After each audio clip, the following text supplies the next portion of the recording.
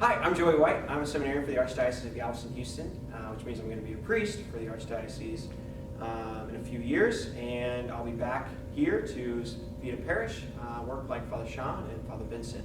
Today I want to talk to you about my favorite saint, Saint Therese of Lisieux, and how she's worked in my life and how she's helped intercede for me and help me along my journey with Christ.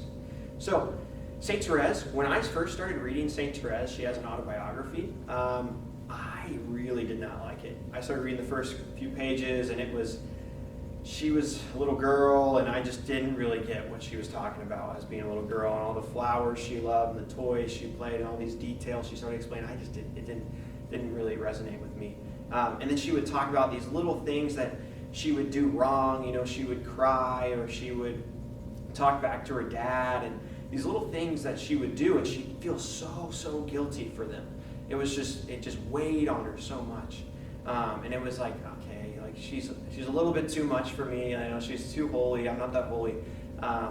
But I just felt, I was like, but I want to finish this book. Like, I haven't read a full book in a long time, so I just kept reading it.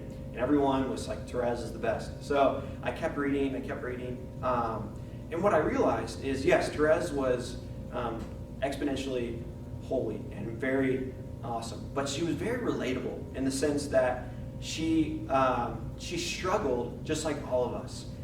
And for me, one way that she's spoken to me is that Therese is someone that struggled with anxiety.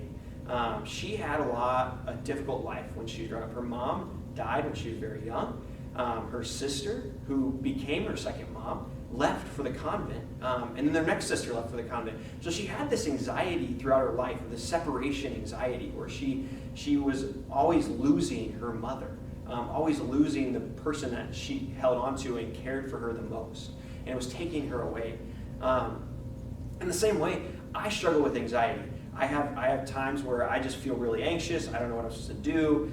Sometimes I feel anxious like Therese felt anxious, where she didn't feel like she did the right thing or what is the right thing to do, and she just really struggled with anxiety in the same way that I did. And so I was reading these pages like, oh my goodness, Therese is just like me in some ways, and that was beautiful. And the way she got through that has helped me to get through it as well. Because with anxiety and with other things, the important thing to do is to not let the anxiety take over you. In fact, anxiety, what it likes to do is it likes to turn you in on yourself and think about what is going to happen in the future, what's going to happen to me, and so you're only thinking about yourself, and you forget to think about others, and you get trapped inside yourself. Well, for Therese, her combat to this was just to do small little sacrifices in order to get out of this.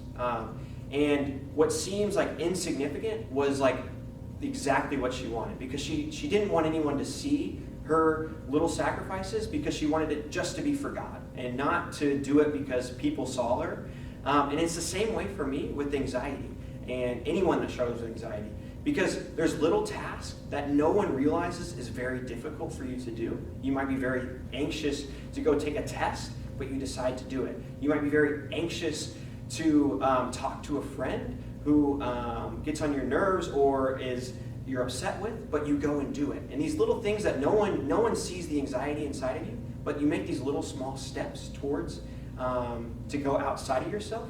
Actually, one is holiness. That's actually how we show love, and we love people, and it's a sacrifice that you make, and it actually helps the anxiety, because you're getting outside of yourself and you're no longer thinking about yourself, you're thinking about someone else. So that's a way in which Therese has helped me, and in many ways I feel like Therese chose me, because she wanted me to read her book, and she was praying that I would continue to read her book. And it's so often that I keep hearing about Therese, and my friends keep telling me, oh, I love Therese, and it's just little reminders that she's praying for me on my journey towards the